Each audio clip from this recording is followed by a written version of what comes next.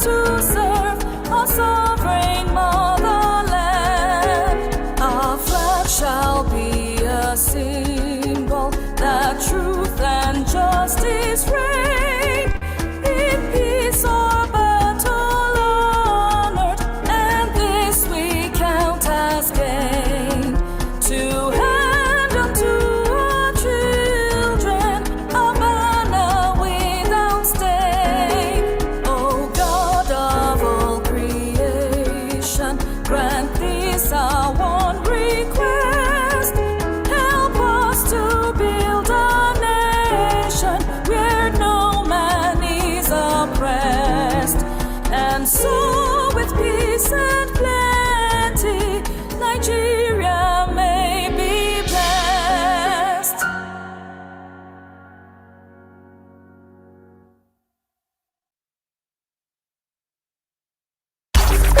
www.djshinsky.com.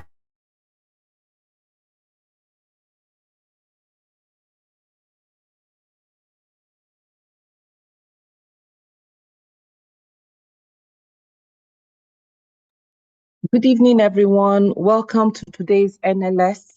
So glad you're here. My name is Jumoke Akintaylor, and I will be moderating the session today.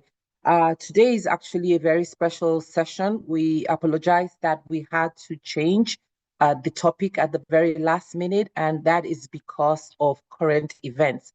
As you guys know, we are Africa Leadership Group, and our mission here is to promote responsible, ethical, and accountable leadership.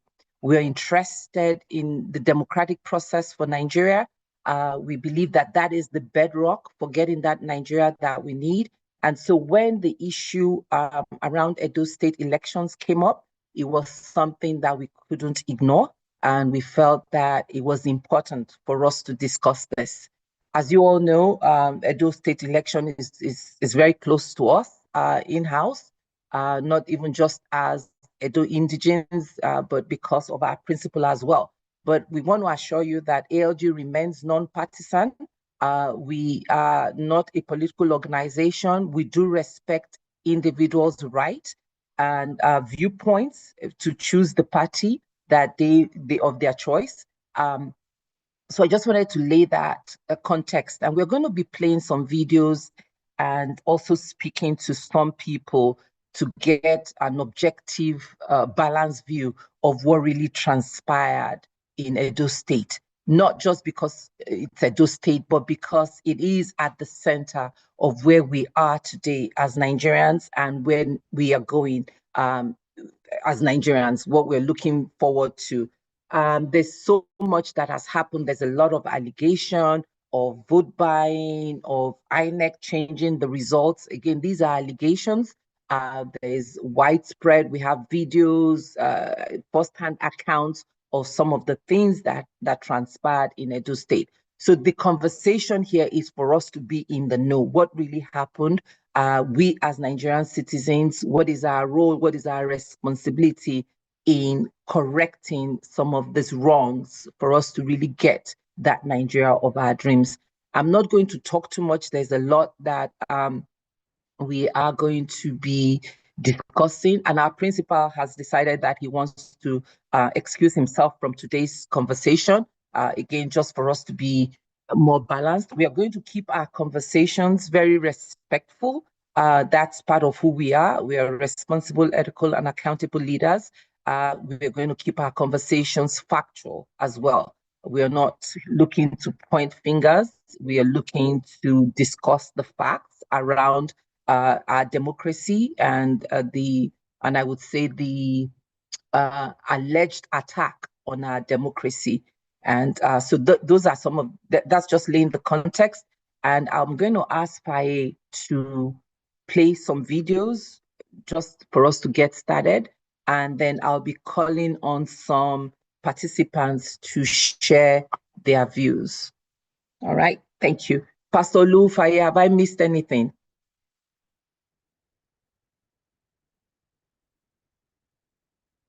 Okay. You're good.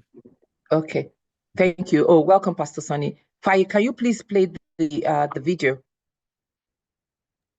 Yes, it's been queued as we speak. Okay, thank you. So again, welcome everyone. Good evening, good afternoon, good morning, depends on what part of the world you're in. We're glad you could join us this evening. We've also disabled the video feature. If you want your video turned on, please send a request in and we'll turn it on. We do know that this is a sensitive topic, and so that's one of the ways we are guarding against hackers. We've had hackers here with very offensive pictures, and we want to avoid that this time. So if you want your video turned on, send a request to us, and would enable your turn on feature. Okay, are we ready? Okay, So so we keep have up a with the few background. people. All right. I'm sorry? I said keep up with the background. You're still queuing. Okay. So again, as I had said earlier on, part of what we are talking here is just some of the alarming events, both from the international and national media outlets that have been citing election malpractices. They've been citing widespread vote rigging, intimidation, manipulation of results. And these are serious allegations that really challenge us, challenge our democracy, and moving forward as a nation. Elections, the will of the people is what is important in really getting the responsible, ethical, and accountable leaders that we need. So that is of grave concern to us if that will is being subverted in favor of God knows what. But so those are some of the things that we are going to be discussing here. Again, I'm going to appeal to everyone. It's emotional, but we are going to keep our conversations factual, respectful, and courteous. Okay, thank you.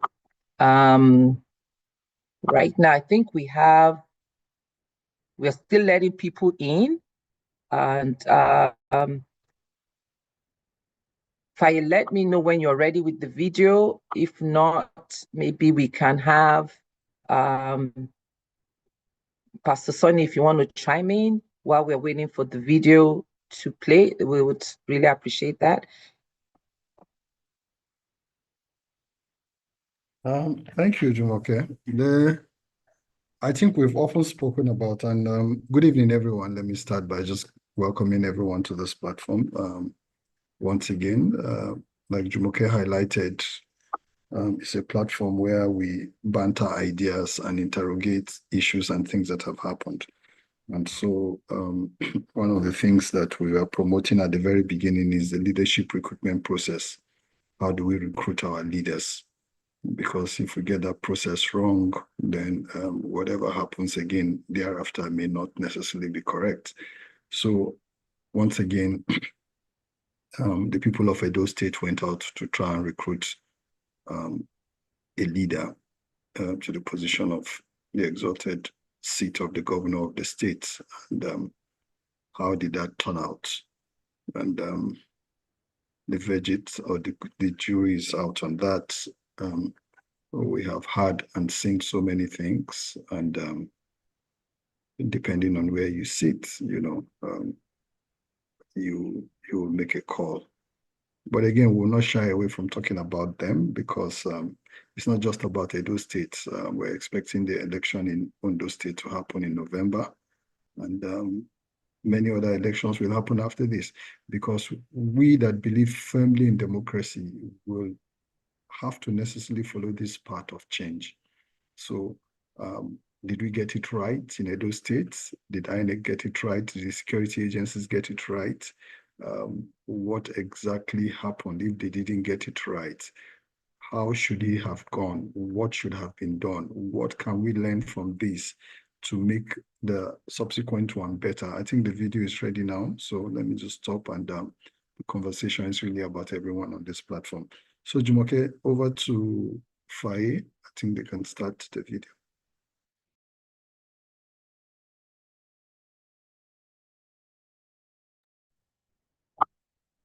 Pastor Lu, you're ready with the first video?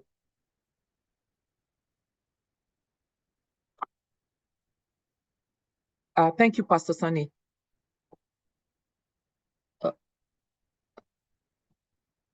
Apologies. Okay, we are queuing up the videos.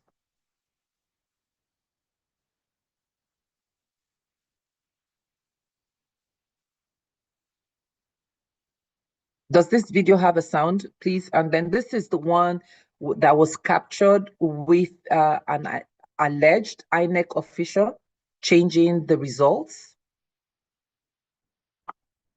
If there's sound, please play the sound so that we can hear that.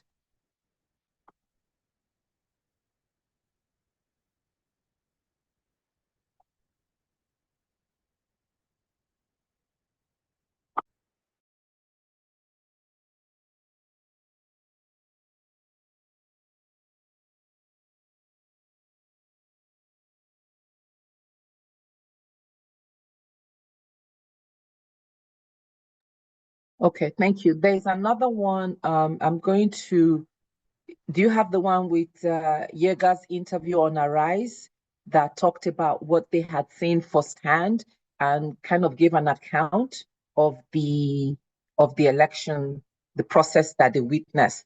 If you don't have that, maybe I can play that. Pastor Lu, do you have that video? Apologies. The other one, that's the campaign director. That's the yes, one I want please to go ahead and play that now. as well, and then I'll get the other one queued up Okay. while that is playing. Okay. Thank you.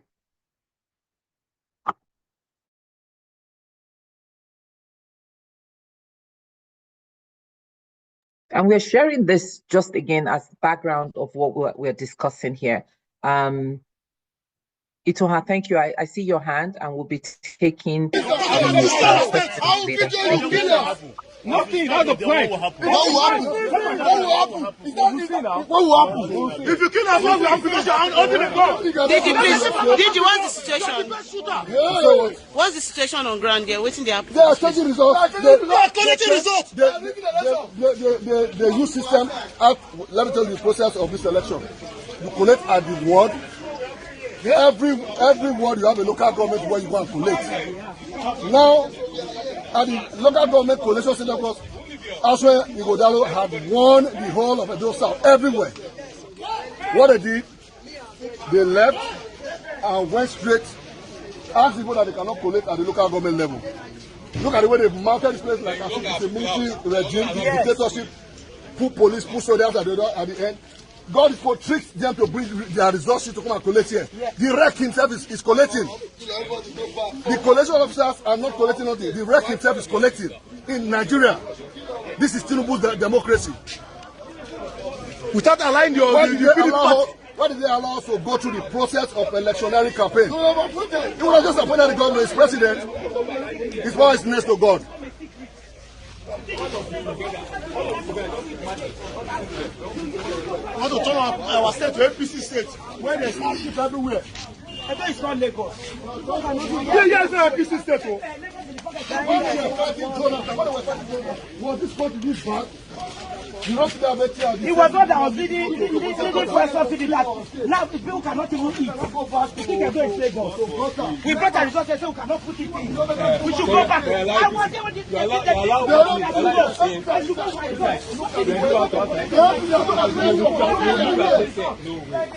the next of the police is your friend. We have no point with the police.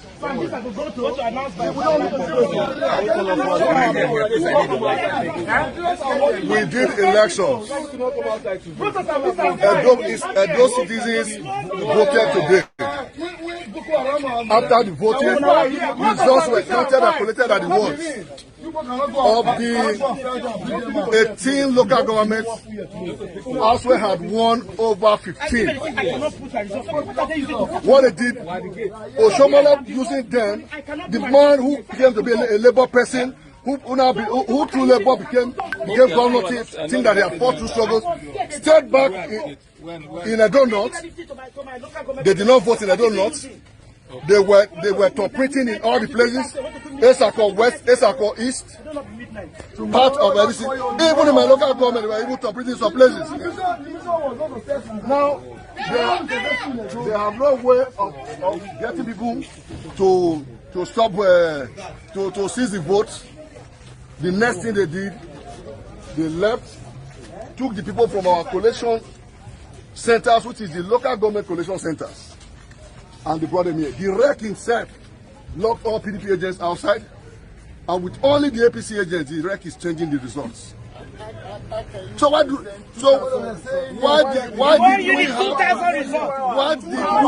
we have to go through the process of elections? I am DG of the campaign. I have everything to do myself. I have to do that campaign for 5-6 months. Do you understand? Then a man campaigns vigorously and wins an election, and you want to change it here in the democracy. This is not dictatorship. Military regime. Thank We you. didn't see this. I think that In Edo State, if your policies are favourable. Thank you. And I'll play the Yaga video, the interview. So, Okay. I mean, for those of you, that was one of the videos that we had gotten, firsthand eyewitness event of what transpired in Edo State. So we're sharing that. And then please make the other Jumoke co-host so that I can share the video.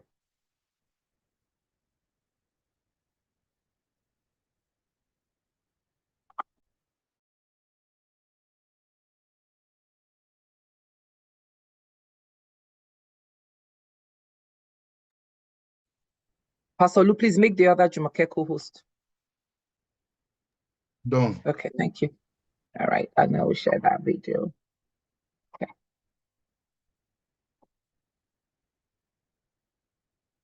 Deployed is process and results verification for transparency methodology. In this election, Yaga Africa deployed is process and results verification for transparency methodology, the PRVT.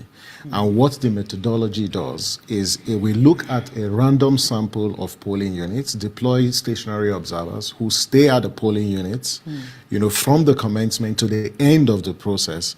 And because we deploy to a statistically representative sample of polling units, we are able to release what we call estimates, the watching the votes estimates for the vote share that each candidate is supposed to get. This election is the 17th governorship election that we've deployed this methodology. Right. And we've also deployed it for 2 presidential elections in 2019 and in 2023, and they were all deployed successfully.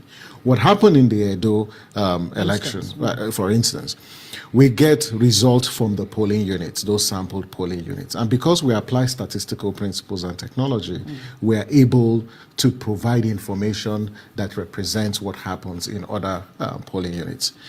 For this election, the process of accreditation, voting, and recording of results at the polling unit complied substantially with the procedure. In other words, those processes were seamless and they were transparent. The challenge with this election was that when the results came to the collation center, in those 4 local governments that we highlighted, those results were manipulated, they were altered, and so some of the vote shares fell outside the margin. And this was actually across board. So the real issue with the election is the collation process. And so results were altered. So a classic example, if you look at Oroedo, for instance, there was a 10% increase in the results that was announced for the party that won Oroedo. And those results, based on our analysis, clearly shows that they were deducted, from one of the parties and then added. So there were a lot of deductions and additions at the collation level. But at the polling unit level, the results and the votes that were recorded, they were recorded correctly. It was when it came to the polling unit. The second point was in places like Ikpoba-Awka, where the collation was disrupted. The guidelines is very clear that the stages of collation, from ward to local government and then to state. But what happened was that In Igbobaoka, the collation was not done at the local government level, even though there was no provocation, because we had, in all the 18 local governments, we had local government collation observers who were there to observe this process. And you clearly see that there was a lack of transparency. And that is why those inconsistencies were spotted, because the beauty of the PRVT methodology is, if in the course of the entire results management value chain, any results have been altered, the PVT is able to detect it, because we rely on the granular results that comes from the polling unit.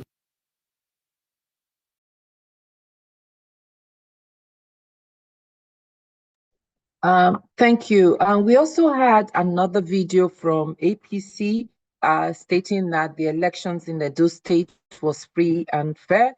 And but I want to read a statement from that was in the newspaper Politics, that Ganduje, the chairman of APC, a statement from him. The national chairman of the ruling All Progressive Congress, APC, Dr. Abdullahi Umar Ganduje, has announced that the party plans to use the same strategy from the Edo State governorship election to secure victory in the upcoming November 16 election in Ondo State. Ganduje, a former governor of Kano State, also stated that the APC intends to apply this winning approach in future elections to capture Anambra, currently governed by the All Progressive Grand Alliance, APGA, as well as other states in the Southeast. He made these remarks on Monday in Abuja while celebrating Senator Monday Okpebholo's victory with members of the Edo State Election Situation Room. Ganduje said a big party like the APC ought to have been fully in charge of the Southeast geopolitical zone, and urged party leaders at all levels to work hard towards actualizing the party's objective. And I'm going to stop here and ask, so we have a few people here that are going to speak to us on where we are as with the democratic process. We have been supposedly been in a democratic nation for the past 25 years, but where are we? What is our scorecard with this? And so I have, I believe, Joyce Daniel is here to speak, and we have a few other people that we are going to be calling upon to share their views, to review the Nigerian democratic progress from 1999 to date. We've had different cycles, and what is our scorecard? What is INEC's role, and even the security apparatus role in this democratic process? So I'm going to yield to Joyce. Joyce Daniel, please, if you're here, raise your hand so that we can unmute you and have you speak. Thank you so much. Good evening. Thank you. Welcome. Glad to be here. Good evening, everyone, and good afternoon or good morning, wherever you are in the world. Your questions, I think 3 in 1. Where are we?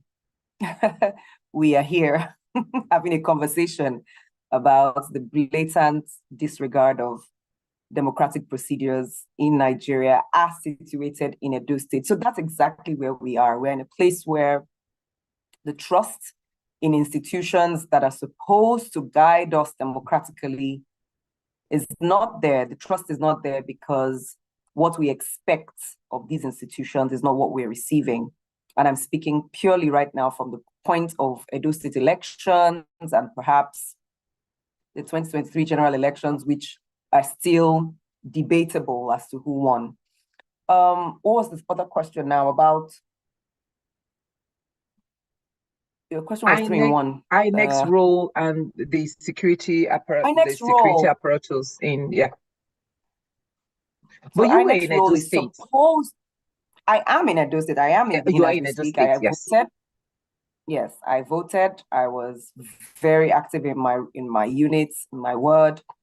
And at the ward level, at the unit level, everything seemed okay. The INEC officials in the 3 units in the primary school where I voted were all good and fine. And that was what well, perhaps I could say that was what seemed like the deception of the day. Everything seemed to go okay during the day.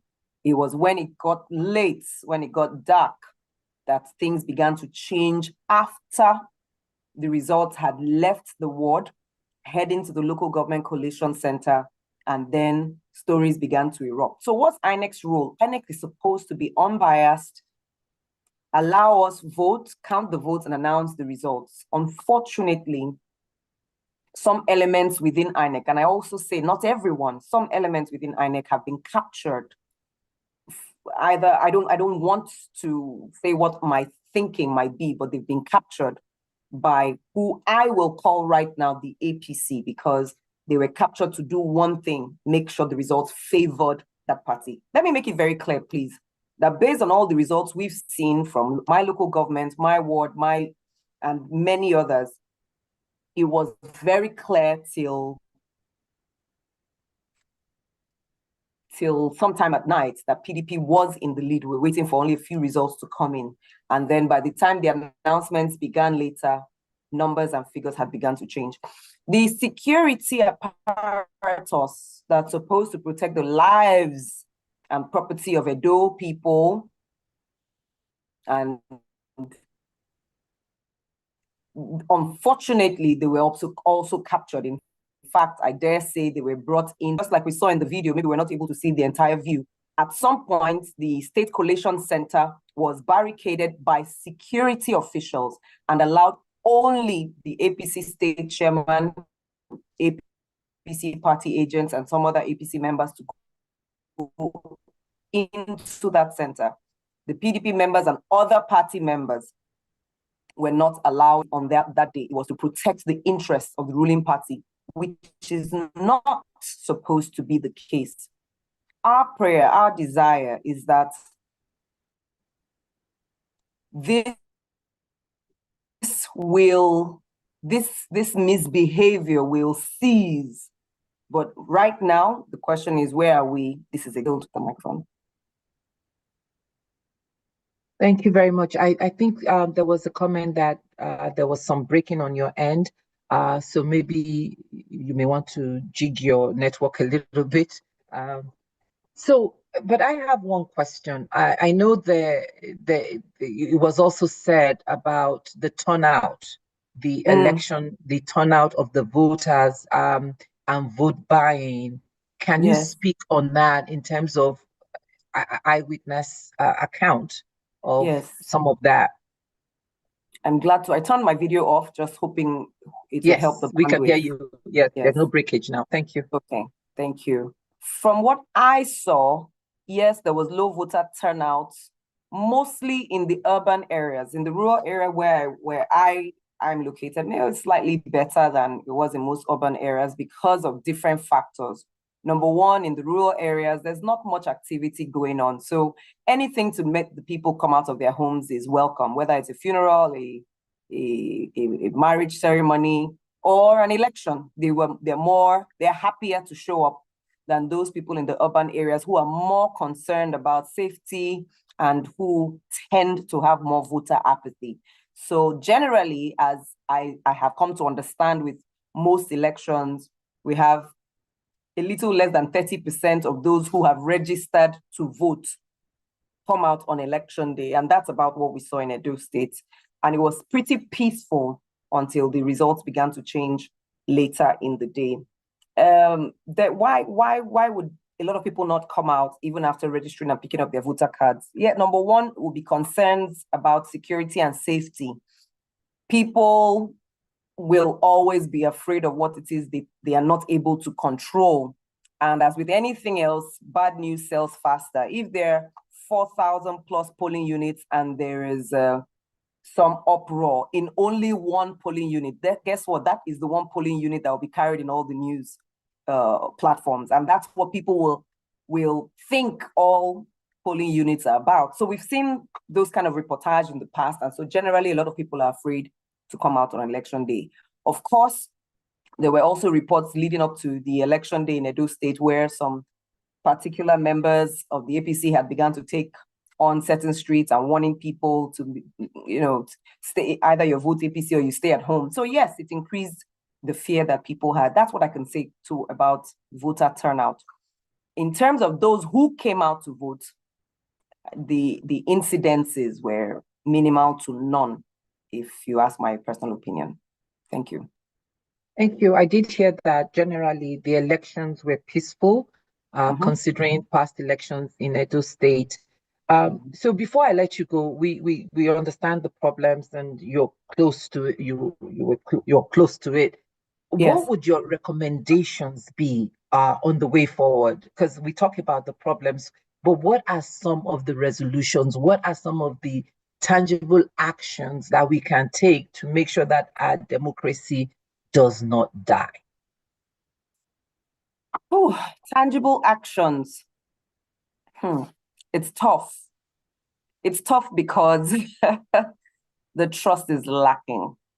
As much as we hope against all hope that we will find redress in courts, we are very, what's the word? We're very wary of the judicial system based on past occurrences. So what can we do?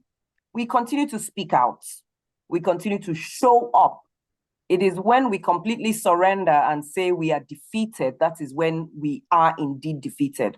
So whether we are concerned about the legal the judicial system or not, we gather all the evidence that we would, and we go ahead.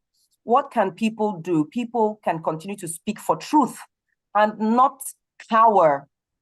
Yes, many people are afraid what can happen to me, I can be picked up and all of that. But well, if you, what's that saying now? I'll rather, what's that saying? I'm trying to remember. If you don't start for something, you could die for something. You would die, exactly. Or die for nothing. Exactly. Yeah. So it's better we all stand for something than die for nothing. Stand for something. Make your voice heard. It's the only way to go. It is the only way to go. Why, I asked my husband the other day, I said, why are we so afraid of death? And he was like, maybe people are afraid of what will happen in the afterlife. And I said, if we believe in the people, in the beings that we say we believe in, then why are we, so if we're able to overcome that fear of death and live as though every day was our last, live as though we're already dead men walking, I think we'll be bolder to make our voices heard and to take our stand. It comes back to individual beliefs, individual values, and making your voice heard in the place that you say you believe. Action is everything. Action shows us what we actually believe. So each of us as Nigerians, take a stand and let your voice count. Atedo Peter side put up a tweet today, and he made a call. That's somebody making his voice, and I'm only referring to him because it's a popular name. I'm sure many of us have made our voices heard. Perhaps I just haven't come across them. So I apologize to anyone whose name I am not mentioning. The gathering where we are right now, you're making your voice heard. You are bringing issues to light. So that's what I believe we all must continue to do. My first son was very active in these elections. He worked, he was in the back office with some of the campaign offices. So he has seen firsthand what it's supposed to be. We have to educate our children to take a stand early enough and not wait until they completely feel helpless. We need to make them see that we're involved and encourage them to be involved as well. Thank you. Thank you very much. And we'll have you on standby. And I just want to thank you for that comment. And this is one of the things we state here on this platform. These people that carry out these grievous offenses against our democracy, they are Nigerians, they are your neighbors, they are your brothers, they are your sisters, they are your church members, they are your mosque members. They are members of your mosque. They come from your community. We have to hold them accountable. We have to call them out on this behavior that really destroys us as a society, even if it's for their personal gain. So we do have that responsibility. We are not helpless. We can start by holding them accountable, calling them out, naming and shaming. I mean, it's not violence, but I think when people understand that their behavior is not acceptable and there is no place for it in our society, maybe there will be a rethink. Instead of celebrating them, and giving them the highest places of honor as though what they Yes. have done is right. Maybe this is what collectively we need to start doing, just really calling them out and just telling them that their behavior is not acceptable. It goes against the grain of our society and it will not be tolerated. Thank you, Mrs. Daniels. We are glad you could join us. Please hold on. We will come back to you with more questions. We do have others on the platform that we are going to speak to. We have Dr. Charles Orbin. I think he was one of the key strategists with the PRP. We also have Kunle Lawal from Electoral College, who was on the ground. And so before I yield, before we open the floor for questions, I would like to bring up Dr. Dan Orbin and bring up Kunle Lawal as well, for them to speak on this democratic process, well, supposed democratic process that went on in Edo State and what is next for us as a nation. Dr. Charles, if you're here, please raise your hand so that we can unmute you.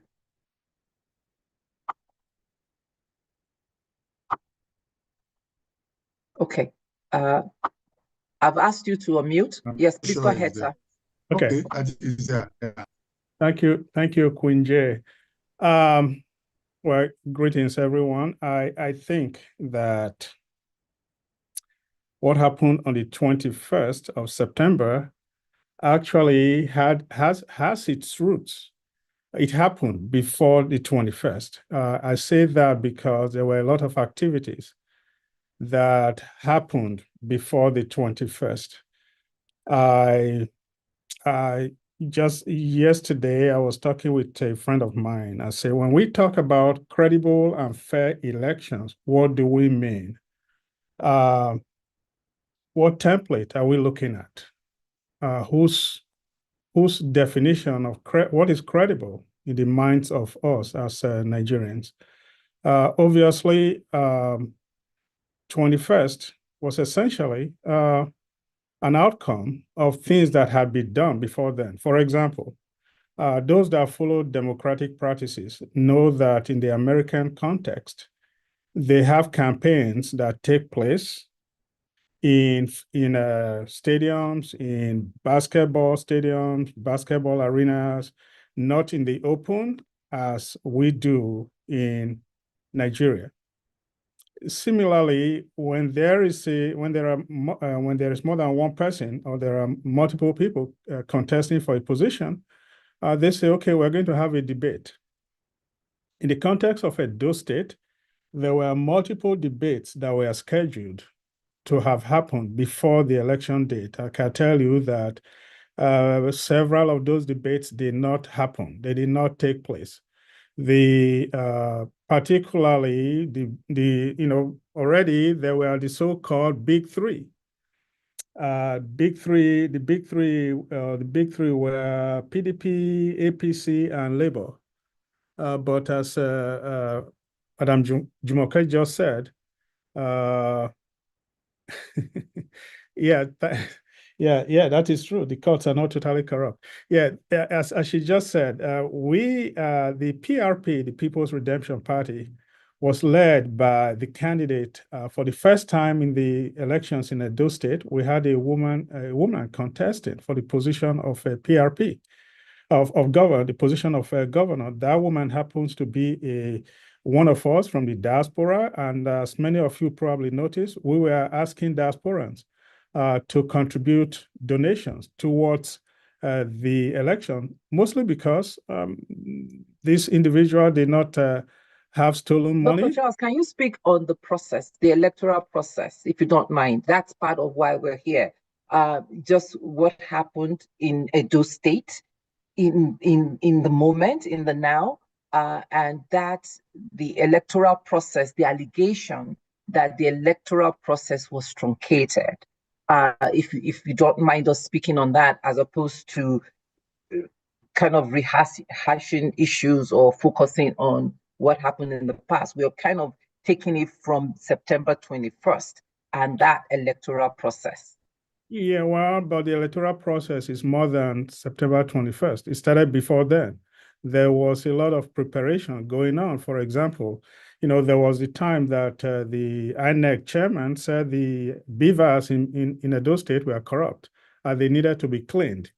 That's part of the process. So there was people were supposed to pre-register to get their PVCs. People were supposed to pick up their PVCs. In Edo State, 2.2 million people supposedly were registered to participate in the elections.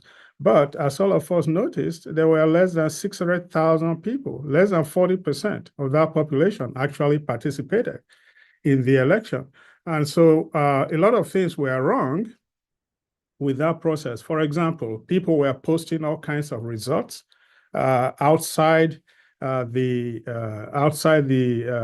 if you will, the organizers. The INEC is supposed to be the body that posts results. However, several individuals called party agents were posting their own individual results. And so really it was difficult to tell which one was which was the correct one.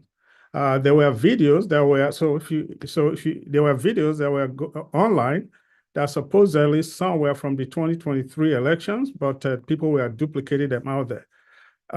If you look at some of the results that some of us have seen, there were 17 political parties.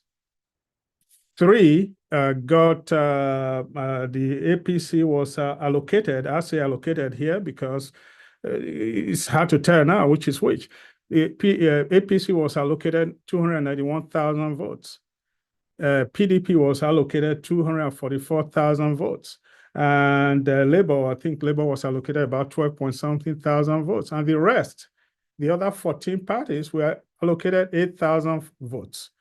Now, if you go deeper, you're going to find that certain parties, I will speak about, I can talk to that of PRP. You have multiple local government areas. There are 18 in Edo State. There are multiple areas in the PRP where you had votes of 777. That's anybody that has 2 cents of forensic will tell you that does not just happen. That doesn't happen. I mean, that you have 7 people voting here, 7 people voting there, and 44 people here and there. So realistically speaking, it's just hard to say what really happened. And we also think that because this was a governorship election with less than 600,000 people voting, it shouldn't have taken as long as it took to release the results, especially if we say we have electronic systems working this issue. So I heard you say that they said they want to replicate what happened in Edo, in Ondo. I read a statement from the chairman of the PC. I heard that, yeah. So if we really want to operate a democratic process, we have a long way to go. We have a long way to go. I don't know how ready people are to embrace what constitutes democracy. Right now, what we are doing is it's not very transparent. And in a democratic process, you need transparency and all the guardrails that are supposed to be in place for such operations to take place. I'm not so sure we are applying those right now. However, we can always learn from whatever the issues are, the mistakes are, and then we can see what can we do differently next time.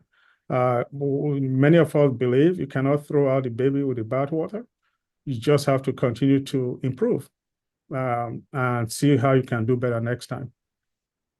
Thank you. I'll say that for now. Thank you.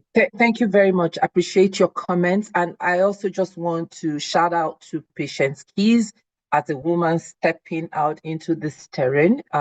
It takes boldness and courage, and thank you for stepping forward. And you have actually given the young ones some kind of hope, and we're going to keep fighting the system. We're going to keep trying to recover this state capture from those that are holding Nigeria hostage.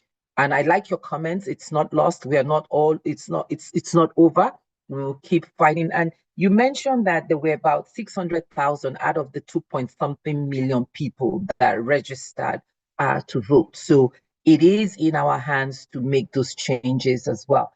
Can I bring up Kunle Lawal? Kunle, please come up. I know you were in Edo, and Electoral College is very active in this. So Kunle, please go ahead and unmute yourself. I've asked you to speak if you can give us your account. Thank you. Okay, good day, everyone. It's a pleasure to be here. I actually wanted to, I think I can switch on my video, but it's okay, I'll just talk. So good day, everyone. The first thing I would like to do, can you hear me? Can you hear me? Yes, we can hear Yes, you, we but can you hear can you. also switch on your video if your bandwidth is strong enough.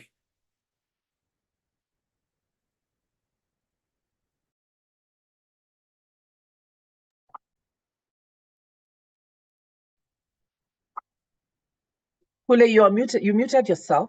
Yeah, go No, ahead. I didn't mute Okay. myself. Good day, everyone. Okay. So the first thing I'd like to dispel is to Dr. Charles. Initially, when the Electoral College was considering doing a debate, the one representing PRP was considered among, or placed among, because number one, she was the only female running. And a lot of people do not look at things from a big three perspective. Now, looking at Edo generally, the first truth about elections generally in Nigeria is that the outcome of the elections always occur like a year before. And we failed to see the signs. So the first set of things, what was happening? A lot of people flouted the Electoral Act, and I'm going to be very neutral on this and very honest with this. All parties, or I would say averagely, most of the parties, and that's out of the 17 running, at least we have statements from over 10 parties, which we consider incendiary and flouted the Electoral Act on campaign conversations. This is a break in the Electoral Act and a break in other things, and that's the process. States are every party within the state is required or is required to submit its membership list to INEC. Again, a lot of people flouted this. I don't want to say all. I don't want to get at anybody, but that's the truth. Next, quite a lot of things occurred. Very key to every election is the people that participate. In every state in Nigeria, less than 50% have decided who becomes governor, and this is constant. Now, to answer what Gandoje said, I don't want to pin a particular party, but it seems a strategy has developed, and we mentioned it in our report on the elections. A strategy has developed by APC. So they pick where their candidate is from. So in this case, I would use the word Edo North. And then where the popular candidate is from, or their candidates from, Edo North, they instigate voting in Edo North. Then they truncate voting in Edo Central and Edo South. And then they inflate Edo North. The same thing happened in Kogi, where Kogi Central, where everybody knows Kaba, Okene, Ogori, can never produce more numbers than the Kogi East, where the Igalas are. But it happened in that election. And I will tell the truth. The reasons why this occurs is not because APC is super smart.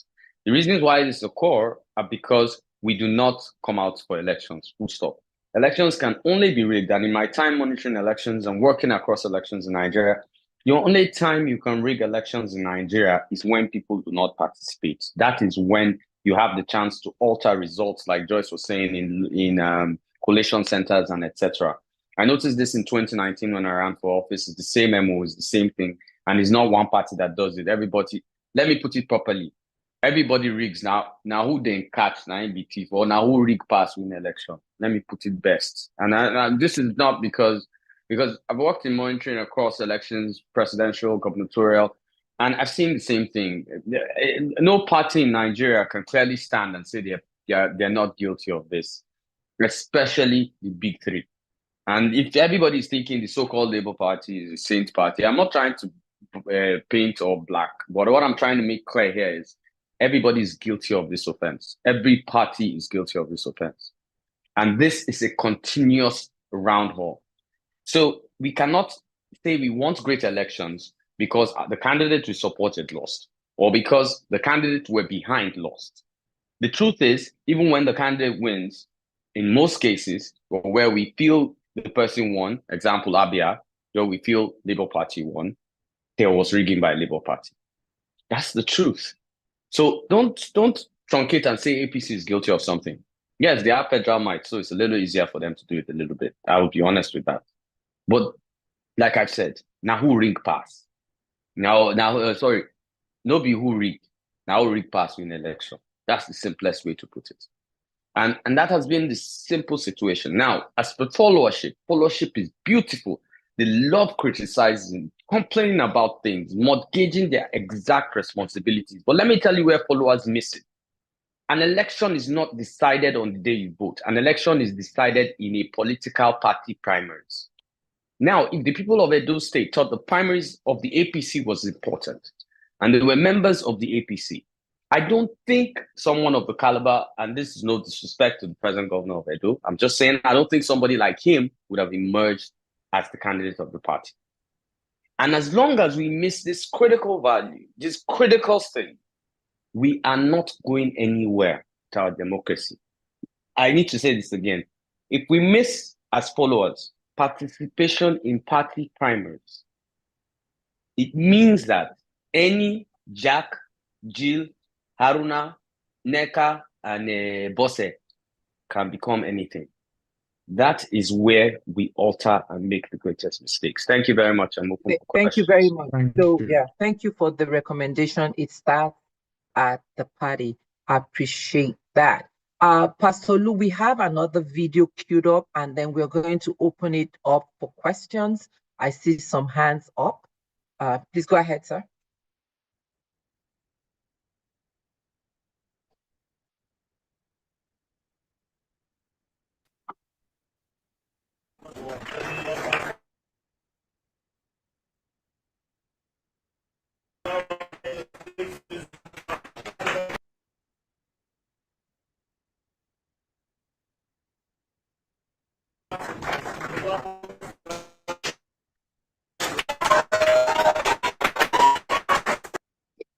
Can you guys hear the scratchy sound, or is it my own net? Yes. Is it my end? Is it from my end? That's how it sounded. Okay.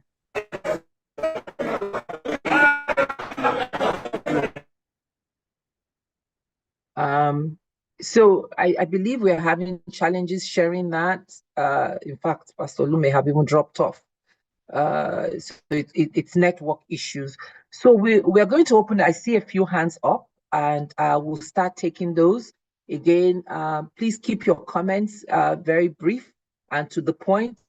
We also ask that you please keep them very respectful and courteous as well. Go ahead. I'm going to ask my sister Ituha. Welcome. Good evening. Please ask your question or make your comments. We've asked you to unmute.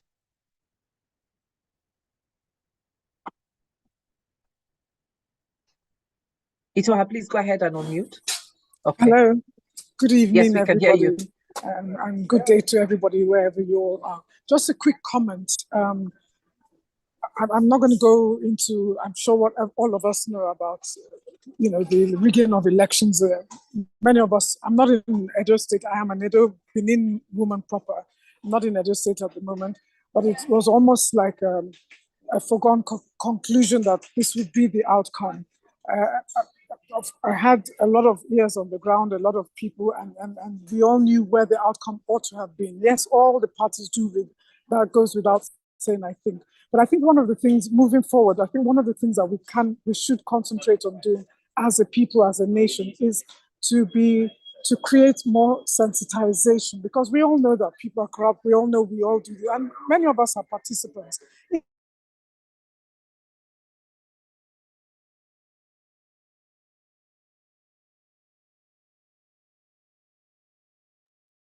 Ituha, did we lose you? We lost your audio, or is it me? No, it's not you.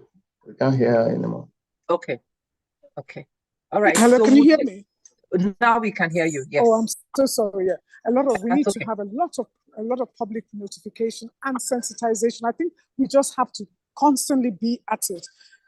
without information where it is out there, so that people hear and you grow up into a society where people are hearing corruption is bad. If you do this, this is this. These are the results of bad governance, bad not coming out to vote. It just has to be, it's not enough to say, call each other out. I don't think. I think, yes, it's good. Call your neighbor out, call your brother out, because some of us live with members of family that we know that did many of these bad things, not just in Edo State, but everywhere else. I think it now needs to be made public.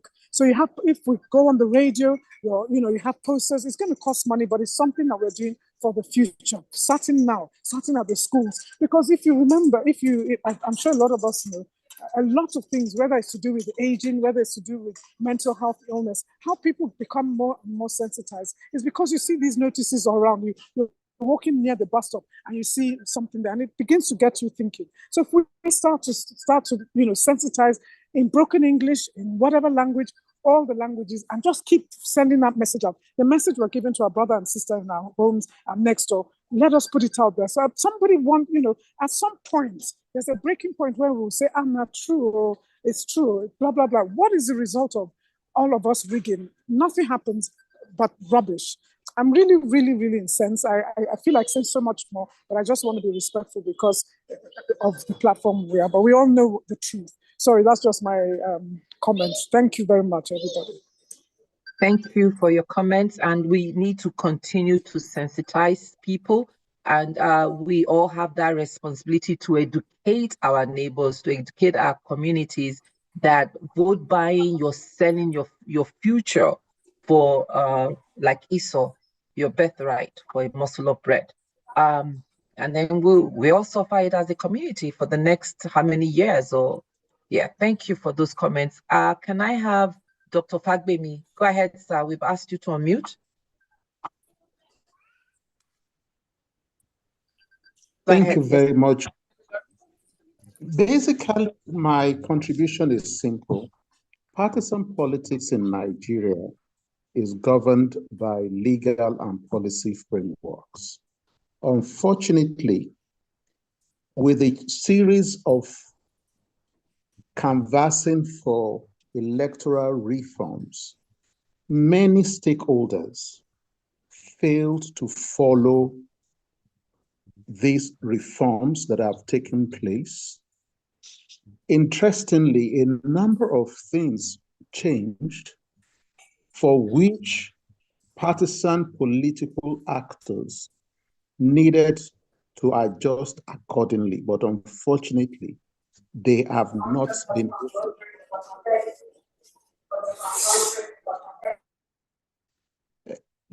been able to meet up with the required changes. The next thing that I need to bring out is this, that political parties, candidates, and political actors are yet to invest in election-based support system. How do I mean?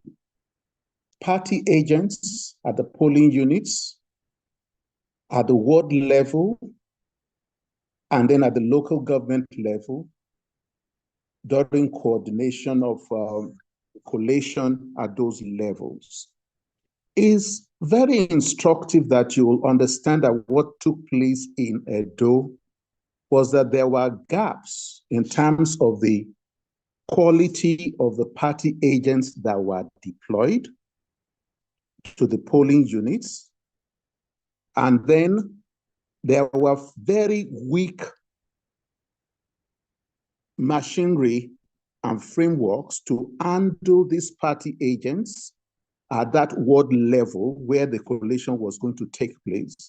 So that at the point where some of the tinkerings started occurring and they were expected to be raising objections, the kind of objections that ought to have been raised were not being raised. The kind of collating and documenting all the series of forms EC8A, B, C, and D going forward were not properly done. And so the collation center agents equally were challenged. And painfully, the next thing that we need to understand, which I want to encourage going forward, even as They are talking of Undo.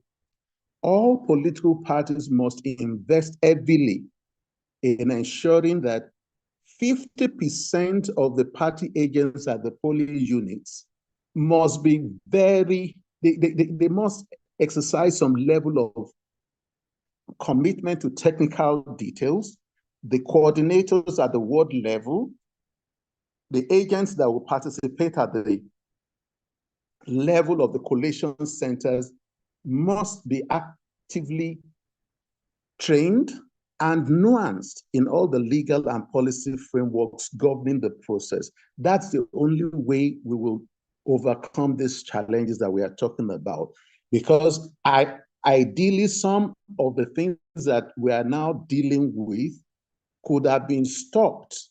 And then the 7-day moratorium that is provided for by the legal framework, the Electoral Act 2022, would have helped us to overcome this. I do hope going forward that people will understand that it is no longer business as usual, but that things have changed technically and significantly too. Thank you. Thank you very much. We'll follow up with you on that training. You mentioned the quality of the party agents that were deployed at the polling station, and also the center agents did not have, would you use the technical skills or the legal know-how of how to really follow the process so that it could be the free and fair? Is that what I understand from what you stated? Dr. Fagbemi? Okay. Just wanted to follow up, but I can follow up with you offline. So we would move to Mr. or Miss Shola Femi. Go ahead, sir. We've asked you to unmute. I've asked you to unmute. Yes. Yeah. Good evening. Good evening. Yeah. Thanks for this meeting and this opportunity. It's quite an interesting topic that we have tonight. Just like some people have said earlier, there are 3 major parties actually did rig in the Edo election. And like someone said, it's only the best of them was the one that won the election. And we know presently in Nigeria that that most of us presently in Nigeria, we are so used to dishonesty and selfishness, and we are just out for what we are out to get. And for that, most Nigerians can do anything that is wrong to actually take care of their stomach, and which is actually one of the problems that we have in Nigeria. And we have not been able to have any successful election, really. And one thing I want to state is that most of us who want fair play in any election, especially for those of us that are here too, and the people we know, we should talk to them. Because I know that some of us here, we still know some people that are not here. We should talk to them. And who want fair play in any election should be actively involved. We should be actively involved in election. I mean, it's not just enough to complain, but we have to be actively involved in election. And those of us who believe that we are honest and we love fair play, nothing stops us from applying to be INEC election officials during election, so as to ensure that the right thing is done. I mean, that is how we contribute to the success in the election in Nigeria. Yeah. And another thing is that for us, for those who believe that that we are honest, that we are selfless, we should come together also to begin to individually and collectively sensitize Nigerians on the benefits of selflessness and honesty in all we do. Because the root cause of our real problem. Sorry, are you talking to me, man? Yeah, if you could just round up so that we have a few hands up. Yes, thank you so much for your comments. Yes, please round up. Yeah, okay.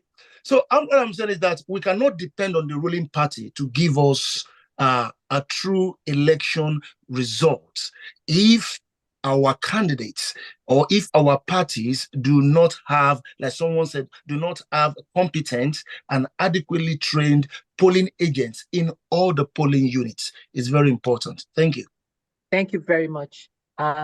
Ms. Oyegun, please go ahead, ma. Hi, everyone. Good evening. I don't know that we're hitting the nail on the head. I think that we're treating this form of democracy that we're trying to establish as a given. And I think we need to question whether it is apt for our society, whether it's apt. And I'm not speaking in terms of whether we have reached a developmental level, et cetera, et cetera. I mean, it's a fact that democracy is struggling all over the world anyway. So I think we need to interrogate whether it's the best system for us. I think in terms of training, et cetera, I don't think you can train integrity when you unleash people on an actual election. I think the fact that there have been no consequences for electoral malfeasance is very, very, very important. This has become a political habit.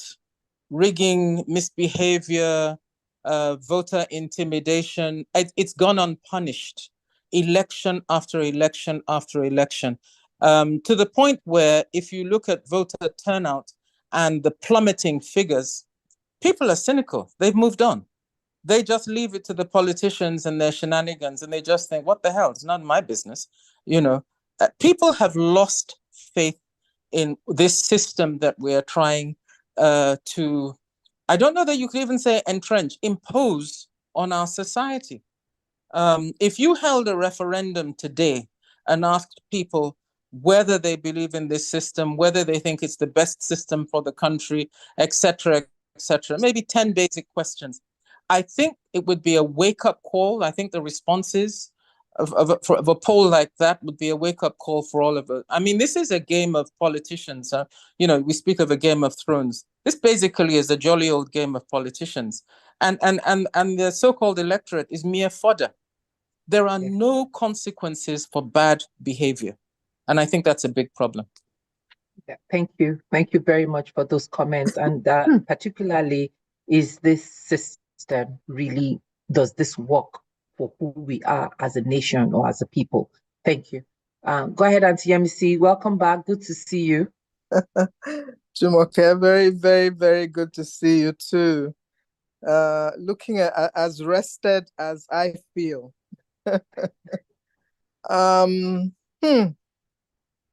I mean, I would like to encourage all those who are having hypertension and feeling very bad to just please chill and calm down and understand where we are in our evolution as a country. Because when we keep comparing ourselves to evolved, quote unquote, democracies, we're likely to have nightmares. When the democracies of Europe and the Americas were growing, this was where they were, where rigging was the norm, and there were godfathers. We all remember the Kennedys putting their children there as presidents and all of that.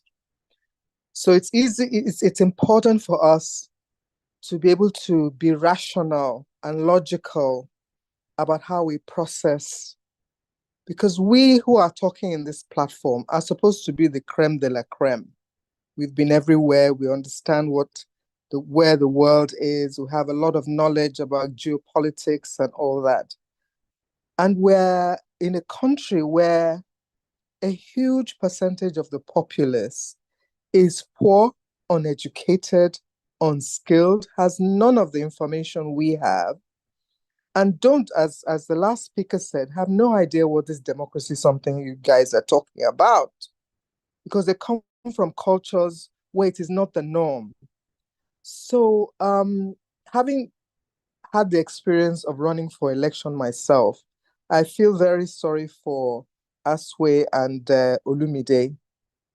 But I would like to have asked them the question, because I spoke to Aswe when he was, Mr. Ighodalo, when he was the chairman of NESG, about what kind of work are they doing at the local government level to develop the private sector and entrepreneurial work at that local levels. And the policy of NESG at that time was that they don't work with local government. They work only with the state and the federal government.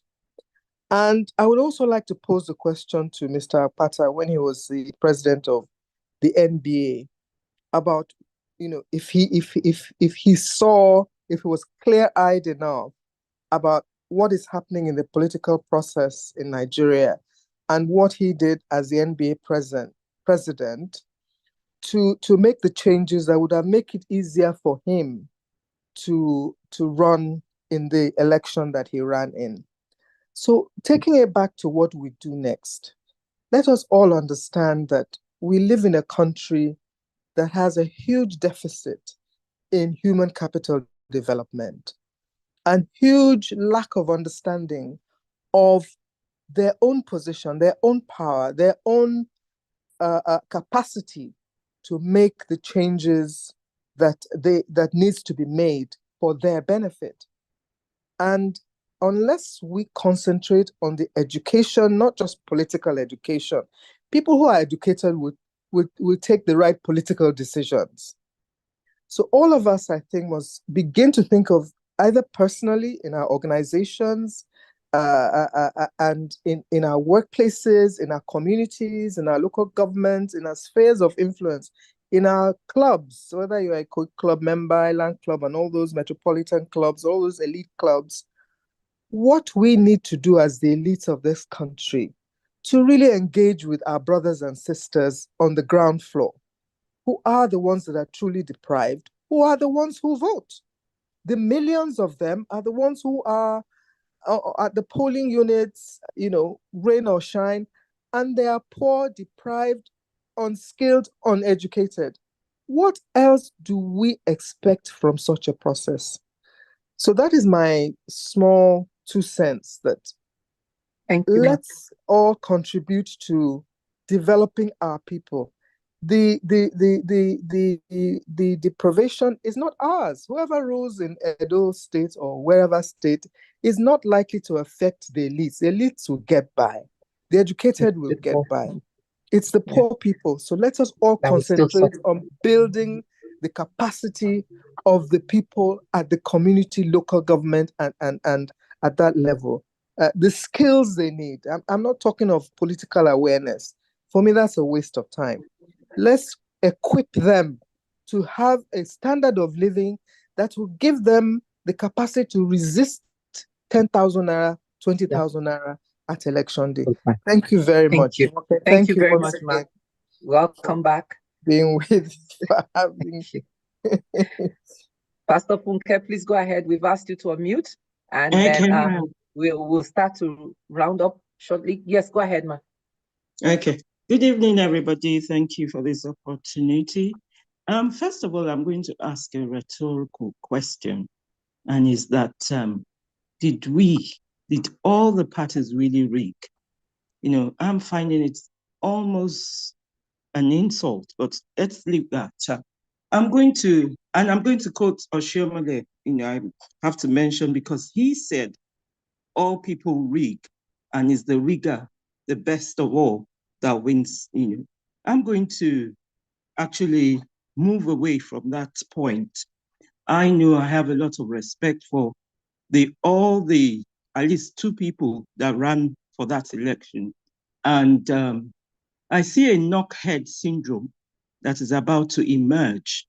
And I almost thought that Olumide will join forces with the truth and say something funny happened. But I see Olumide saying, since it was rigged, he's going to be the only one that is squeaky clean in this. And that's the whole idea of this present day government. What they do is that they play people against people. I was saying in one of the meetings we had that I would like to see those two people come together and speak truth onto power. basically, but we are not getting that. Secondly, I made that point that the courts, we are shouting about Labour Party because Peter Obi was able to win after being pushed out of government. He went to the court and it did happen. And I can say to us today, it can happen again if we really pursue the courts. I invited a lot of people to this platform today, and they were all too angry. They said they wouldn't join. Democracy is not working and all that. And I want to ask a question.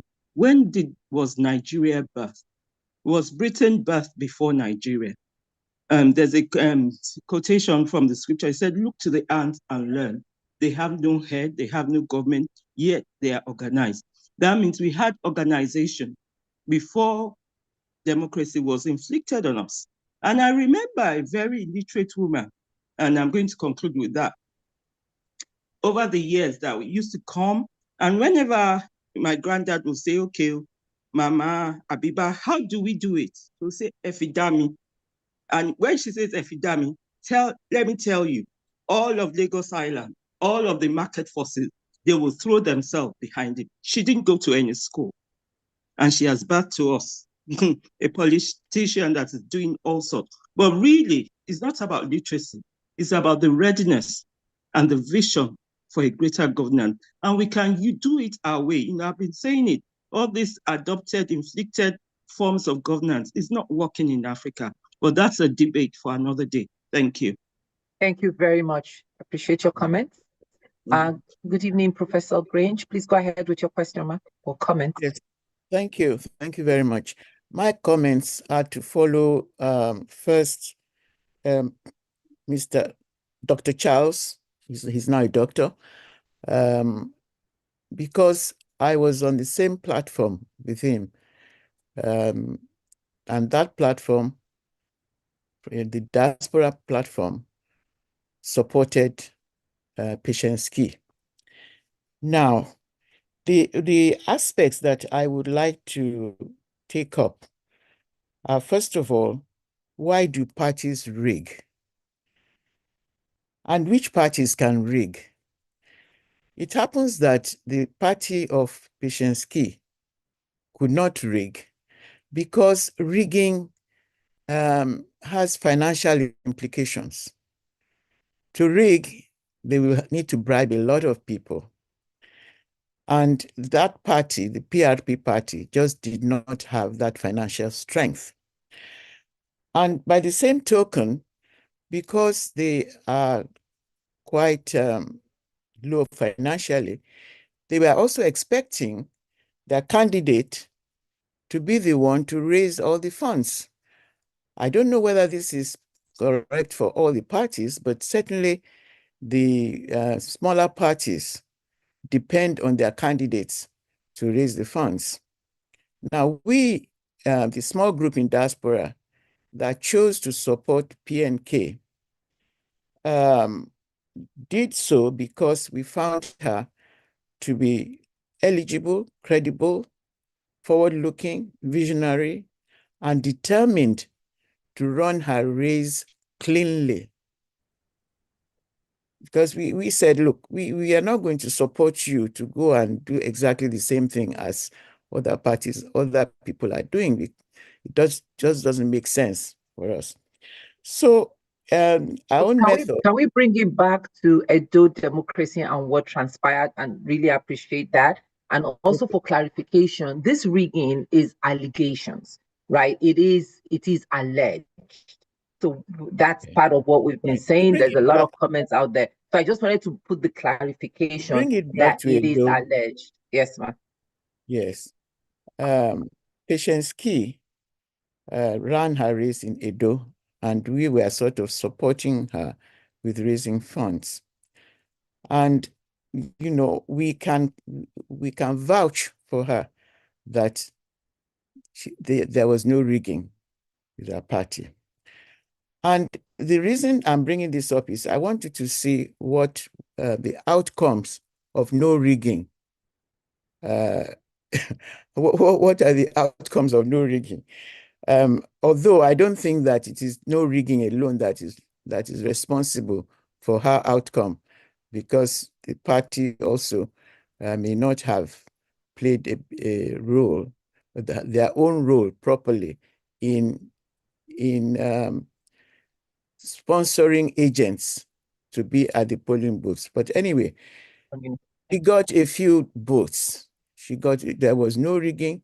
She went around all the wards, etc., where she was supposed to campaign, and the outcome was that she got about 600 votes. Okay. Now, we want to look at this. Thank you, we are trying to avoid making this about individuals. We want to kind of stay on the process. And I understand that we do have candidates, but we want to keep it on the process and not make it about individuals. We applaud Patience Keys. As a woman, I applaud her for stepping up into the game. But this discussion is not about individuals, but about the process. Okay, we want to see this. Yes, ma'am. We want to see this as a victory, actually. A victory for a woman who took the bull by the horn in a patriarchal society and got this far and actually gave people the opportunity to see that women anyone can stand up. Yes, women should be standing. Applauded. Okay. Thank you. I applaud her, and I'm sure we all do. Thank you very much. Go ahead, Madam Ngozi. I've asked you to unmute. Hello, everyone. Good afternoon, morning, wherever you are. So my take is, how do we get INEC, to be an impartial umpire when it is the ruling party that appoints the chairman and the officials? And how is that going to happen? Someone was talking about the educating and arming the agents. I remember during that 2023 general elections, when the agents were there and the collating officers were altering the numbers, and they couldn't do anything about it.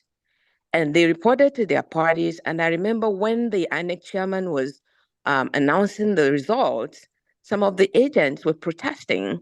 They had, they complained that this was what happened. And what did the INEC chairman do? He said, we will look into it. But he went ahead and announced those results, and nothing came out of all those complaints. So, right from after that, that's why I'm not the least surprised about what happened in Edo State, because it's something that has been happening. And, when my expectation after that general election was that people were going to be up in arms about what to do about INEC. I think it was Auntie Yemisi that was talking about the fact that one of the contestants in Edo was the chairman of NBA. Those are people when they are in positions where they can change things. If the NBA had taken that up as a battle at that time, that, okay, INEC has to be an independent organization that is not tied to the ruling party, and fight that fight and get them off the ruling party, I think things would have been different. But without that adjustment in INEC, everything else is just, it's just going to be selection all the way. They are doing these things with impunity now, and there's really nothing anybody can do about it. There's nothing anybody can do about it. Consequences. Exactly. Yeah. Exactly. Someone had mentioned that. Yeah. And they have a pass, and Nigerians are quiet. And, that was my thing. Each time I spoke with my sisters since that general election, I would always say to them, why is nobody talking about INEC? Thank you. Why have we just accepted? And thank you. You're done with your comments, I assume? Yes, I am. Yes, I am. Thank you. Mr. Momodu, please go ahead, sir. Okay. Thank you very much, my dear sister. I celebrate you today and always. I have a comment and a question. The question is for Joyce Daniels. Okay, I start with the question, then I would make my comment thereafter. In light of a comprehensive after-action review and an interest in understanding lessons learned, it's important to revisit the incident involving polling unit results that were reportedly compromised during the collation process. Now, despite the general consensus that the elections were mostly peaceful, with no major issues recorded at the polling unit themselves, where voting took place and results were accurately logged by the agents, concerns remain. So the question is, if party agents successfully transmitted the results from their respective polling units to their party situation rooms, what ultimately happened to those results during the collation? That's the question. Now, I want to identify with a gentleman who is, I think they have him as Electoral College in the group. See, we all share responsibility for the system's failure, period. We have comprehensive reports indicating the prevalence of vote buying, particularly involving the two largest political parties, though the top three are implicated to some extent. But we must not forget that vote buying begins at party primaries. It is without a doubt that party leadership allocated significant funds for this purpose, facilitating the practice of purchasing votes.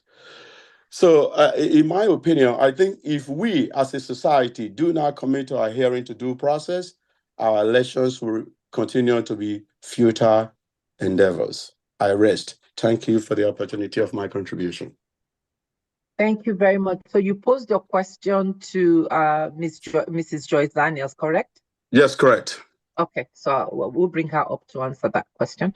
Go ahead, Dr. Aluya. Please go ahead and unmute and ask your question.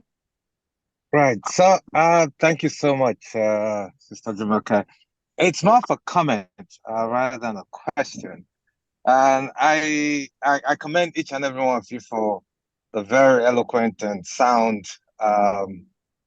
questions and judgments and comments and every time as well. I must also commend the states, Edo State, for a pretty successful electoral process because we have not had any of the deaths or the usual suspects of electoral, hooliganism and all the other things that took place, and we must see that as one. A little bit of progress in our democratic process. It may not come out the way we want, but that's one progress we can take. And I'll take it in a different angle as well. And I'll say this. When, what's his name? Obaseki had his issues with his APC and the camp to PDP and all that, and the machinery behind APC, which was still in government at the central level at that point in time, the Edo people came together, irrespective of what local government, what ethnicity, whatever, and they unanimously voted for Obaseki, despite all, because one, they thought he was credible. Two, they thought he had done well. Three, they saw the fact that the external influences into Edo politics was not what they wanted, and they did not want to be fools or role-rated. But what does that mean? It therefore means, it shows that Edo people are not stupid. So some of the most educated and brilliant minds that come out of that country, period. So if at this time, this is what happened, then there must be a reason, because they came against the power we in the last time that brought this gentleman in. So the outcomes that we see today is a hodgepodge of multiple things, from the inadequacies of the current governor, who had a lot of battles going on in his state, with his deputy, with the Oba of Benin, and all the other stuff that's been going on. And of course, issues within his party as well. And some of the things that the individuals there, though people felt he had done to them, destroying homes and all that. I mean, personally, I like him because what he did. So, Dr. Aluya, again, this is not about no. about Hear the me out. It's process, not. and I would like to bring it to that. Good. I hear you. No, I just I don't want to want to say talk that about individuals. Correct, Yes. right. I'm not saying about individual. I just want to throw that in case some people think, oh, I'm against the governor. No, I'm not. Now, I only threw that in. But one of the critical issue that we as a people must understand when we have to run for elections. One, at this stage, I commend each and every one of them who actually ran and I have the gumption to run, because it's not easy to come out and run. And particularly the lady, our lady who came from the diaspora to run, juggle both families and all that. And then those who on the ground who ran. It is an odious process to run for political office. So I commend each and every one of them for doing that. Nevertheless, if you look around, what at each and every one of those candidates, what has been their presence in Edo State before they start running? What is it? So, Dr. Aluya, can you round up? I don't want this to be. We are talking about the present. What happened on September 21st? So I don't want us to go back and begin to hash out allegations and things like that. It's so not. It's democracy and the process I hear is you. what I want us to talk about. Correct. So if you have 20 seconds to please round up your comments so that we can move on to someone else. I'm not trying to cut you off, just making sure that we are fair with time allocation. So please round up. Thank you. I appreciate that. Right. So in conclusion, what I'm trying to say is this, that those who want to run for office ought to, over time, begin to have their trademarks on the ground. They need to be involved in the people and the process of what they need to do, so that people know who they are, hear there, and then truly begin to understand what it is. Because one of the issues that are going on. Right. Okay. You've taken up a lot of time, and you know I love you. You're my brother. I know. First time. So thank you so much. I appreciate that. All right. I think we'll expand the discussion another time. Yes, we will. Thank you so much. Oluyinka, please go ahead. And we're going to, I know, Itoha, your hand is up again. So that would be the very last hand that we'll take. I will begin to round up. Go ahead, Oluyinka, with your comments. Thank you very much, Ram. And thanks to everyone who's made comments. But as we say all the time, what's the solution? It's not just a talk show.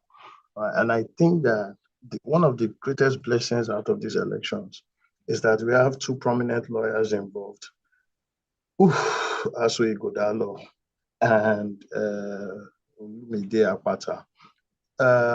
Let me correct the impression that Olumide did not do anything as an NBA president, although it's not personal and all that. But he fought his battles and they are well documented. But at this point, personally, I support comments made about the fact that we should examine ourselves again. Will elections change Nigeria? No, elections will not change Nigeria. Politics will not change Nigeria. Policy will not change Nigeria. And you see that, I agree that the people are tired. 500,000 out of 2 million new voters. Not talk of, I wish somebody had the data for registered voters. I mean, 500,000 doesn't even cut it at all. With all the suffering going on, the people are tired and done. We've said it before and again. I do not think it's the same thing that has been happening since a long time ago. Okay, at the time of MKO Abiola, who wasn't declared winner. At the time when Ezinkwesili tried, she didn't go anywhere. Peter Obi didn't go anywhere. Now Asue Godalo. So let's start to think. We think elections will change Nigeria. I don't think so. Can we come together and start to tell this political class that enough is enough? That's what I'm thinking about. And quite honestly, in conclusion, I'm beginning to like Sowore. Thank you, everyone. Thank you very much for your comments and for everyone's contribution. We are up on the time, and we're rounding up now. But I believe Mr. Momodu had asked Mrs. Daniels a question. Ms. Daniels, do you want to respond to that question, or we should just round up everyone's contribution, comments? But one key takeaway for me is we the people. Go ahead, Mrs. Daniels, with your comments, and then we'll begin Thank to you very close. much, ma'am.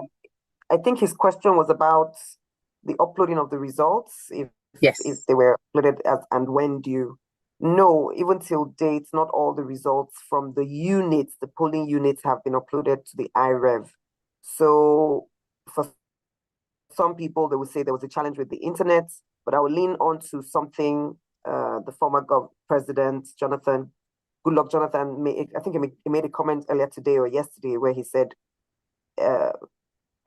technology wouldn't save us. He was saying it's a combination of technology and the will of the people, who is controlling the people and all of that. So anybody can say internet wasn't working if they were instructed to say so. So it is that ongoing conversation. From my polling units and very many polling units, they were uploaded immediately. From some others, the stories will still be uncovered. Thank you. Thank you. I have a follow-up question. I did see, I went on INEC's website, unless it was a different website, and I looked at the results that were posted there. My cousin actually sent me the link that 92% of the results had been posted.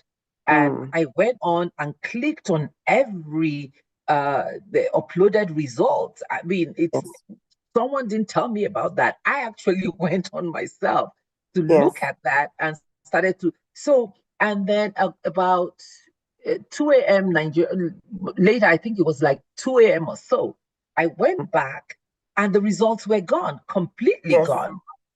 So that was not, so it wasn't a fake website. That was INEC's website, because I was actually applauding the process that all these results were uploaded and it was free. And then all of a sudden, Some results kind were of gone. vanished into thin. Yeah. Yes, that was So, when some parties, that was when the APC in particular said, oh man, these people are winning with all that's going on. So what do we do? And then the actions came into play. So yes, some results were missing because everyone who was monitoring the results real time was seeing that PDP was in the lead. These are the issues. These are the issues. it was posted.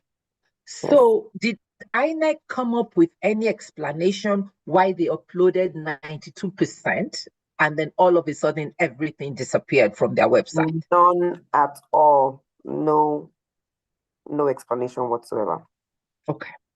Well, I hope they understand that there's a cloud system and those results live on forever in some cyberspace.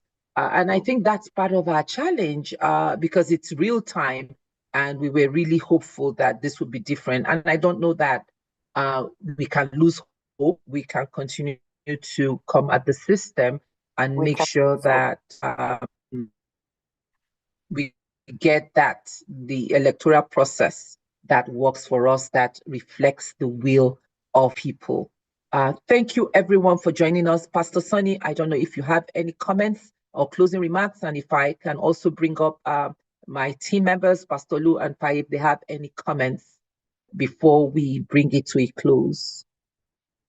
Okay, thank you very much, Jumoke. Just to add, this IREF matter, because I'm just wondering the whole purpose of IREF, and I thought somebody should correct me if I'm wrong. What INEC had said was the results we are going to be compared, the result that eventually coming from the polling unit or from the local government headquarters to what is posted on IREF.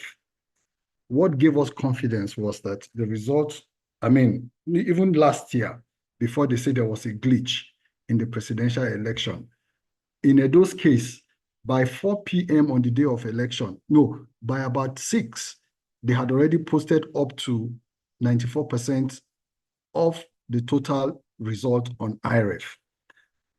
So I think what we should be demanding of INEC is there anybody sitting in their own situation room, collating all the results that come in on IREF, which should then be compared to the results that the returning officers from the local government bring on a word-by-word basis? Otherwise, what is the purpose of having IREF? Because that is what gives people the confidence that what actually happened at the polling unit is uploaded to IREF. And so, irrespective of what they do in the value chain, we have already gotten the result at headquarters. So INEC should answer, what is the purpose of IREF? What does it serve for them if they are not going to rely on it when it's proven to be the most credible way of getting the result that they need? Because according to their own law, if there's a discrepancy between IREF and what is reported by the returning officers, they will default to IREF, except I didn't hear that correctly. So we should all be challenging INEC to tell us what their IREF collated results presented to them. Otherwise, what's the purpose of having IREF? Thank you. That's just the comment I want to add. Yeah. Thank you very much. And I think that was what we were hopeful, because when I saw those results on IREF, we believed, I'm so sorry, aunties, we are up on the hour. We don't really want to open this up again. Can I quickly chip in something before we finally yes, please go ahead. Close this meeting?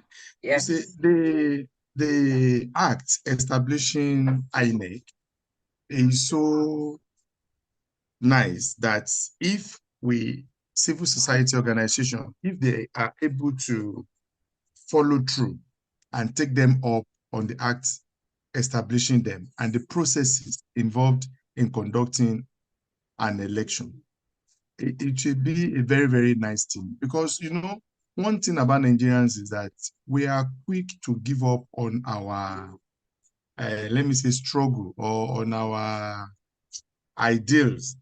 For instance, the process of voting is that first there will be accreditation. They will confirm that your voter's card is genuine, that your name is on the voters register. They will tick it. They will confirm that your name is on the INEC register, voters register. After confirming that, then they will take your biometrics. They will take your picture that you are physically present to take that, to conduct that election.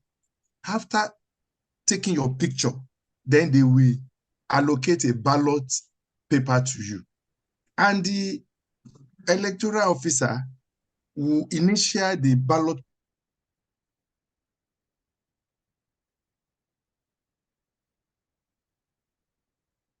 Did we lose Pastor Olu's audio, or is it me?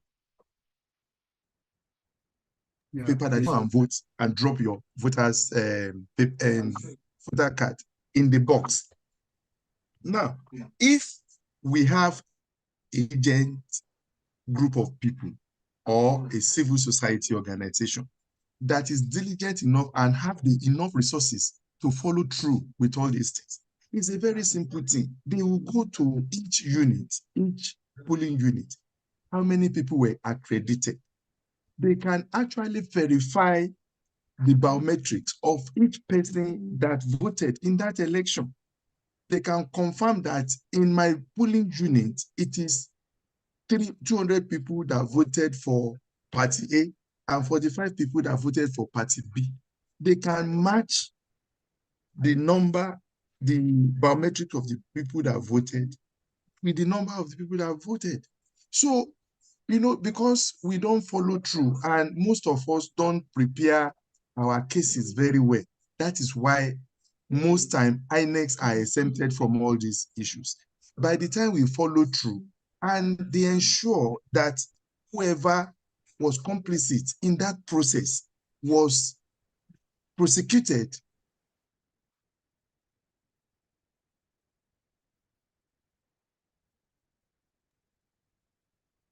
We are losing your audio, Okay. Pastor Olu. Okay. Go ahead, Jumoke. But most time, they will say, hey, just accept the result as it is. How many times will it be for them to change this thing again?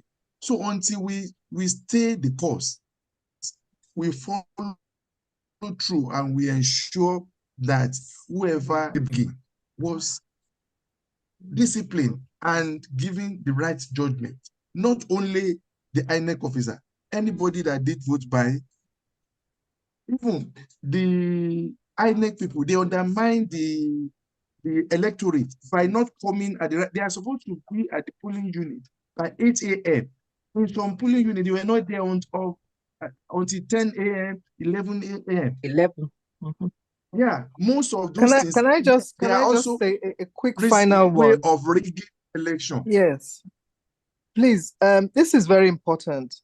The law that we all need to get behind to get changed is the law that compels the applicants to be the ones to prove that they have the right results. The law that should be in place is that INEC should be the one to produce the results. They are the ones who run the elections, so they are the ones that should, by law, prove that they have accurate results. That's one thing. If we don't do anything else, we should get behind to change the law that compels INEC rather than the litigants to prove that the results are XYZ. Just a quick one that I thought was important. Thank you. Yeah, I think it you, is still the civil society organizations and Nigerians that will stand their ground to ensure that the law is fully implemented by ensuring that we don't allow INEC or any winning party to just sweep all these things under the carpet, because the other parties involved, they have spent a lot of money executing this election. You now want them to again waste their money going to court, proving that this is the result that they got. INEC should be able to publish, just like you said, results according to the way it was voted, it was cast. That everybody should be able to, they should be able to list that per unit, per polling unit. These are the way that everything went. And no, any result that is altered should be accurately cancelled. If you look at the IREF, a lot of the results were mutilated. There is a particular way that the results are supposed to be entered. The results are supposed to be recorded. Most of these things were violated, and they didn't do anything about it. So there's a lot of things that was wrong with this Edo election. And if Nigeria, if we are really serious in this country and we really need a good democracy, we need to stand up now and ensure that this thing doesn't repeat itself again. We accepted it during the last presidential election, and the governors and Look at where we are. APC leadership are saying that they now perfected a template that they will use that they will replicate in other elections. We shouldn't be. So I think we should keep saying this thing until we get the right results. Thank you. Thank you very much. Go ahead, Faye. That's the last comment we're going to take, and then we're going to round up. Go ahead. Thank you very much, Ma. I just wanted to make some sort of clarification to what Mr. Nelson earlier said. Whether there were serious issues with the party or with the Oba and all of that, didn't stop the PDP candidates from winning that election. If it was free and fair, that election was rigged squarely. Results were written. None of all those points that was mentioned by Mr. Nelson affected the voting in favor of the PDP candidates. So I just wanted to put that clear. If this election wasn't rigged and those issues still stands as it were, and so PDP candidates will be the governor as of today. So that's something that we all should be aware of. Thank and you. Obaseki was not on the ballot box either, so he was not contesting Exactly. for this election. The issue is that people love the PDP candidate for who he was, not because of Yes, Obaseki and the issue, it wasn't for the issues that he stood on and the way he conducted his elections, and the mandate that he has was clear to Edo indigents. So again, that is Dr. Aluya's opinion, and but for clarification. So thank you everyone for joining us today. But there are some key takeaways here. We cannot be silent while democracy dies in Nigeria. There are consequences for state capture. There are consequences if we continue to sit back and let this repeat itself across the state. There is no democracy if it's a one-party system.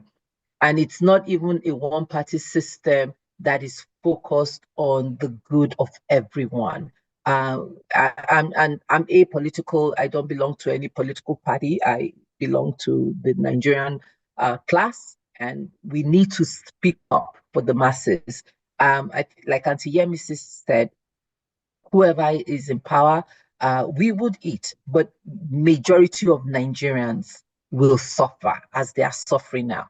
So we have that responsibility to stand for truth. We have that responsibility and obligation to fight for justice.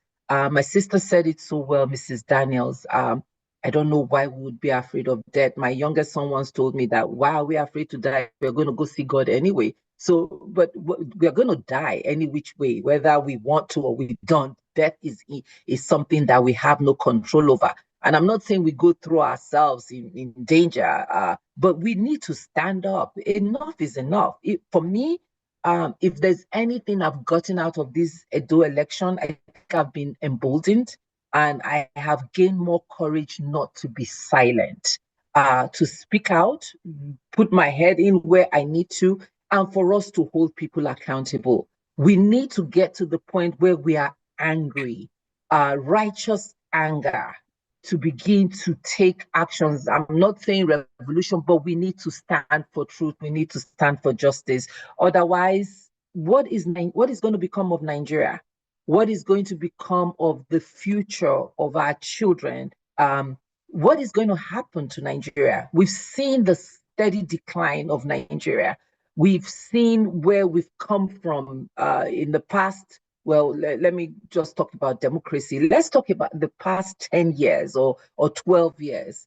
We can't continue like this. We need to speak up. We need to hold people accountable. And my challenge to the diaspora communities, even the global community, has a responsibility in this. We may not be able to vote, but we can hold people accountable offshore.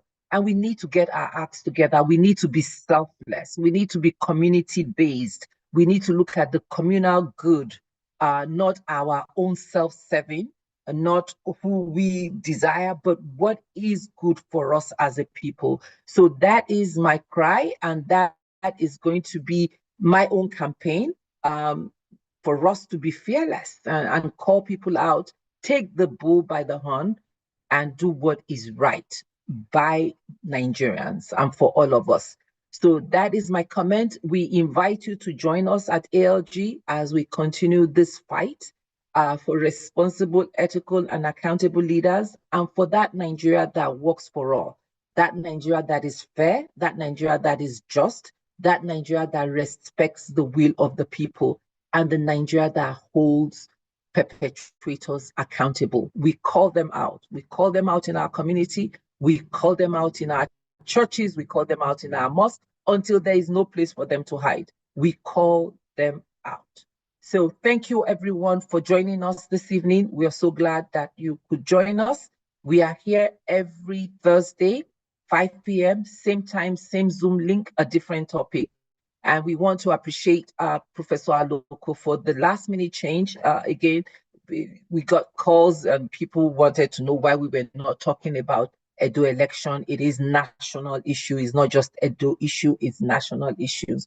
So we thank you all for your time with us again this evening, and we will see you next week, different topic, but this continues. The discussion on rebuilding Nigeria continues with all of us. Have a very good evening. God bless you and God bless Nigeria. Thank you very much. Great program. Thank you. Good night. Thank you so much. Thank you for your contributions. Good night. Thank you Appreciate very much. everyone. Amen. And thank you all so much. Good night. Share the Zoom link. Thank you. We need to get this message out to everyone. So please share with your network. And then we'll continue the conversation. We'll get it right. Well done, Thank you, Jumoke. Very important conversation. Good to see you. Heartbreaking, but important. Well, don't let your heart break. How many times will you break?